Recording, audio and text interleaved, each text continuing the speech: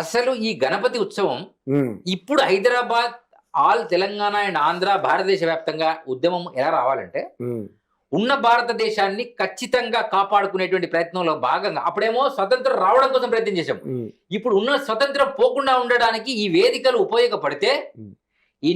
ఇంత పెద్ద వినాయకులను పెట్టి, ఇంత డీజేలు పెట్టి, ఇన్ని లక్షలు ఖర్చు చేసి, వసూలు చేసి, ఇంతమంది భోజనాలు పెట్టి, ఇంత ఇంత ప్లాస్టిక్ని బయటికి తీసుకొచ్చి రోడ్ల మీద వేసినందుకు విలువ లేదు. మేము ఈ డీజేలలో, ఈ మందు బాటిళ్లలో, డీజేలలో ఈ అన్నాలు పెట్టి మేము పేర్లు తెచ్చుకొని శాలువాలు కప్పుకొని బ్యానర్లు వేయించుకుంటాము, ఇదే మా స్వతంత్రము, ఇదే మాకు గొప్పదే అని అనుకునేటువంటి హిందువులందరికీ నేను ఒకటే చెప్తున్నా. ఉమ్. అది కొంతమంది కోపం రావచ్చు, వస్తే వచ్చింది. వస్తుందండి, యథార్థవాది లోక విరోధి అండి, కోపం ఫ్రీగా వచ్చేదే వస్తుంది.